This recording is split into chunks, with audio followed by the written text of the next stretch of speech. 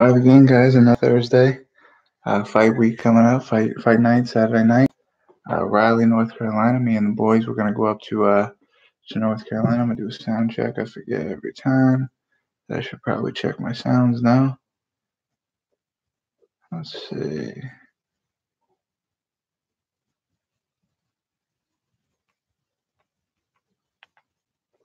Yep. Yeah, we're there. But yeah, UFC Raleigh. Me and my boys gonna go up there this weekend. Check out some fights. Junior Santos, Curtis Blaydes headlining. First fight in the main card. We're gonna jump right in. It's gonna be a quick episode this week. Um, Jamal Hill versus Darko Stosic. Jamal Hill's 6-0, making his UFC debut right now. He won on the Contender Series back in this past summer with a TKO win over Alexander Papik, who I think is fighting this weekend. He's 6'4". He's a giant guy at that weight division. 13-3 is Stosic, 1-2 in the UFC. He's on a 2-fight losing streak as of right now. His most recent fight was in August 2019. His only loss before the UFC was to Jiri Prosakata, who just got signed to the UFC, the risen star out of Japan. He lost in 2014 then. This guy is 6 foot even, so um, he's small, compact, a lot of power. Jamal Hill's got a lot of range. 8 out of 13 of Stosic's wins are via knockout or TKO, and he's never been submitted, which I think is Jamal Hill's strength. So just based off that, not really knowing a lot off Jamal Hill. Um, yeah, Jamal Hill. Knowing that Stosic's got power, it's probably going to be a stand-up thing. Stosic's not going to let it go to the ground. I'm going to go Darko Stosic by TKO second round. Then we got Hannah Cifers and Angela Hill. Hannah Cifers is stepping in on about a month's notice to replace Brianna Van Buren. Hannah Cifers is a North Carolina native, 10-3 with 5 TKO or KO wins. 2-1 in the UFC, which her only loss was her debut to Macy Barber. 3 career losses were to Macy Barber, Jillian Robinson, and Heather Jo Clark were both before the UFC. Heather Jo Clark was actually her pro MMA debut. So really fast, up and coming fighters, Hannah Cifers. Then we have Angela Hill, who's 10-7, never been knocked out. She's 6-5 in decisions. She had a short stint with the UFC in 2015, went 0-2. We lost to Tisha Torres and Rose Namajunas. Then went 4-0 in Invicta. Brought back to the UFC in 2017 and has went 4-5 since returning to the UFC. So she's had a little bit of a rocky go since she's been back. Was great in Invicta, and of course was a little bit rocky when she was in the UFC the first time. So I think it's just that UFC level of competition that kind of getting to her. I know she is definitely upping her I guess you would say skills. She's been in the gym a lot. She's working pretty much. We see her at the UFC Performance Institute a lot, doing a lot of the new exercises, running on the treadmill underwater. So her cardio is insane.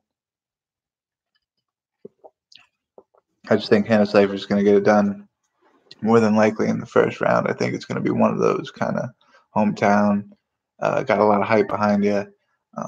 Probably going to be a big superstar in the UFC one day. And this fight just kind of is going to be used as a stepping stone towards that. So I got Hannah Cifers there. Next, we got Jordan Espinosa and Alex Perez. Espinosa's 14-6-1, 1-1 in the UFC since earning his contract on the Contender Series with a he's got a win over Eric Shelton and by decision and a loss via triangle choke to Matt Snell, which I think was his most recent one. He's 7 out of 14 of his wins via submission. 3 out of 6 of his losses are via submission. He's never been knocked out, so I guess you live by the submission, you die by the submission, kind of.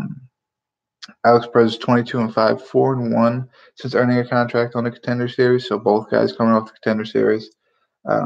He's got wins over Eric Shelton, Jose Torres, and Mark De La Rosa. Only losses was a TKO loss to Joseph Benavidez, and 3 out of 5 of his losses are via submission, which kind of plays in the hand of Espinosa. But at the same time, I think Perez with a little bit more experience in the UFC, and fighting the higher level of competition since he's been there.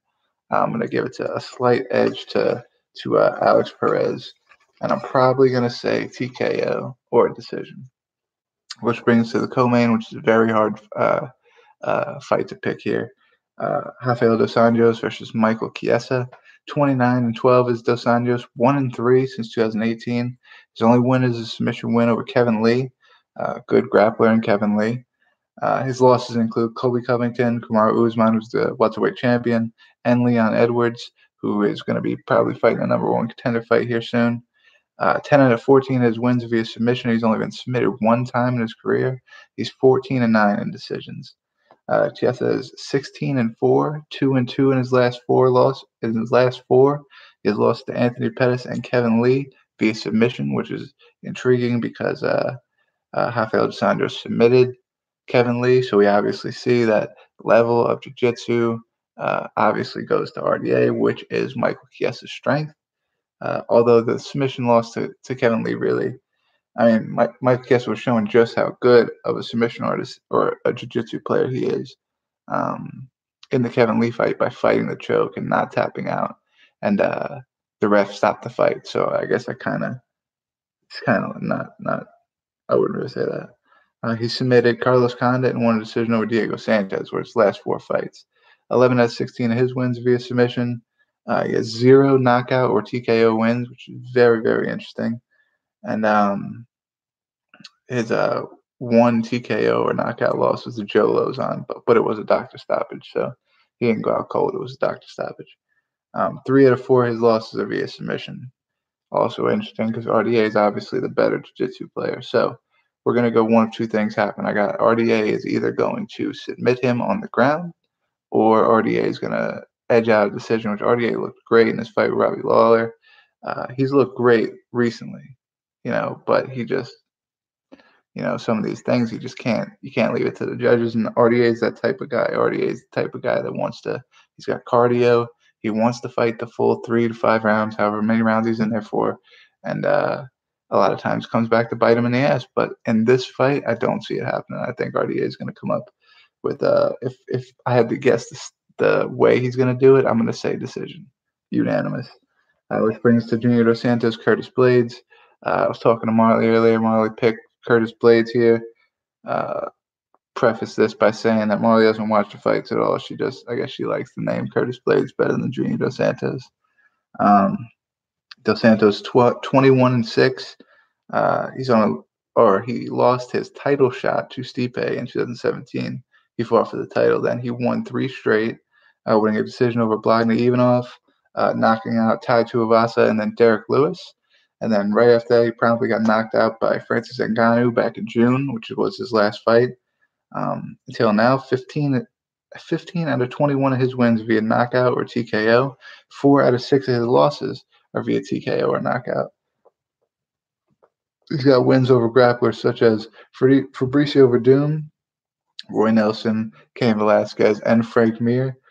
Curtis Blaydes is 12-2-1. 2 losses, both by TKO or knockout, and both of those losses were to Francis Ngannou. 9 out of 12 of his wins are via TKO or knockout, and he has fought and beat power strikers such as Alistair Overeem and Mark Hunt, who I believe both hit harder. Maybe not the same similar type of striking style, but definitely hit harder than Junior Dos Santos. For the rest of the card, we got Bayvon Lewis versus Daquan Townsend, Arnold Allen versus Nick Lentz, Justine Kitch, Lucia Pudilova, Montel Jackson, Felipe Corrales, Sarah McMahon, Lena Landsberg, Brett Johns, Tony Gravely, and Herbert Burns, Nate Landwehr. So we're in for a great card. We'll be there live, so we won't be doing anything this Saturday. We'll just be having fun, going to the events. I'm not doing any media there, so I'm not going to be working, nothing like that. We're just going there to have fun, watch some fights, hang out and chill, Greg won the T-shirt contest. I've been in touch with Greg. Greg, if you're watching, I have the shirt made. I will be putting it in the mail as soon as we get back on Sunday. If the post office is closed, then I guess I'll put it in the mail on Monday. So you should be getting it sometime either next week or if the mail really sucks that bad the week after. Within the next 2 weeks, you should have your shirt. So that'll be out to him. I know there's probably some speculation on who Greg is. So I told Greg he's got to send me a picture of him wearing it so I could post it on social media and let everybody know this is the guy that won, yada yada. But yeah, we've had a lot of fun with the T-shirt giveaway, meeting new people, having new people interact with us. Pretty cool. So yeah, guys, that's it. Next Thursday when we come back for a prediction show, you're gonna see a new poster. When I go to Raleigh, we're gonna get a poster. Hopefully they got one smaller than this because I don't want to keep getting. If I get one as big as this, it's gonna be fucking. Or I gotta go that way, or underneath I gotta go somewhere else with it. So it's gonna be hard to see where I'm gonna put it. I hope it's a small one so I could take the media passes, put them over here, and then I can put it on top of the Island Fights poster over here. So hopefully it's small, but we'll see. We'll see what they're selling and what I can get my hands on when I'm there.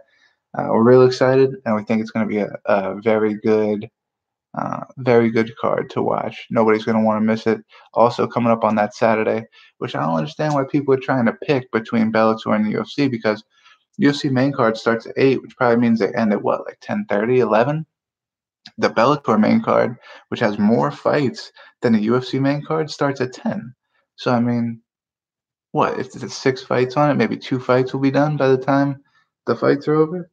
So the third fight, see you later. So when we get back to the Airbnb 15 minutes after the thing is over, we still get to watch three of the last Bellator fights. So we're not even really missing the Bellator. We're still watching the Cyborg fight.